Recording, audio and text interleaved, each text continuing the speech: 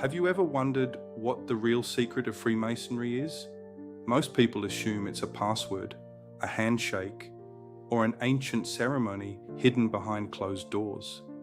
But here's something that surprised me during the years I spent researching my book, Beneath the Temple. You can buy books on Freemasonry, you can watch documentaries, you can search almost anything online. If so much information is already available, what exactly is the secret? The answer completely changed the way I think about Freemasonry. The secret isn't information. The secret is transformation, because information fills the mind. Transformation changes the man.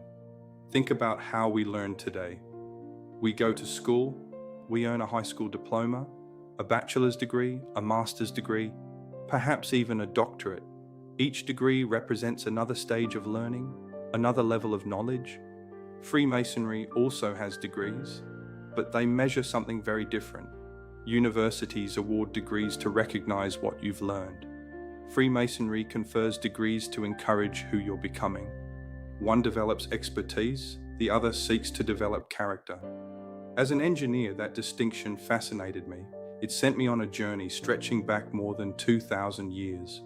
I began investigating Jewish mysticism, the rabbis, Christian Kabbalah, the Renaissance, the Rosicrucians, and eventually Freemasonry.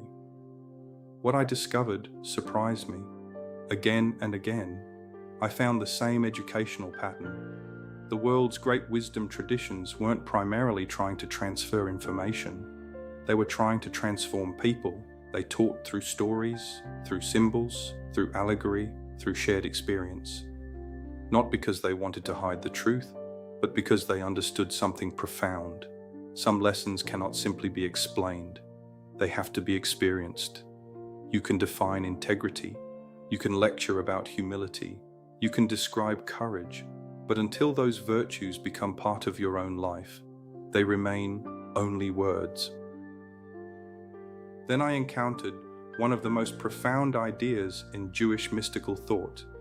Before you try to repair the world, you must first begin repairing yourself. That idea isn't unique to Kabbalah. You hear echoes of it in the teachings of Jesus, who challenged his followers to remove the log from their own eye before judging another. You find it in Buddhism, in Stoic philosophy, and it is woven deeply into the symbolism of Freemasonry. Our culture often tells us, go change the world. Freemasonry begins somewhere much closer to home. It asks a far more difficult question. How will you change yourself? Will you become more patient, more trustworthy, more disciplined, more compassionate, more willing to serve than to be served? Can you transform the man standing in front of the mirror? Because history teaches us something remarkable. When enough individuals transform themselves, families change, communities change, nations change, not because someone demanded it, but because better people build a better world. That's why Freemasonry teaches with symbols. A symbol grows with you. A lesson you encounter today may reveal an entirely different meaning 20 years from now. The symbol didn't change, you did. That may have been the greatest discovery I made while writing Beneath the Temple. Freemasonry is one of the few modern institutions that continues to preserve an ancient method of transforming character through symbols, ritual, and shared experience.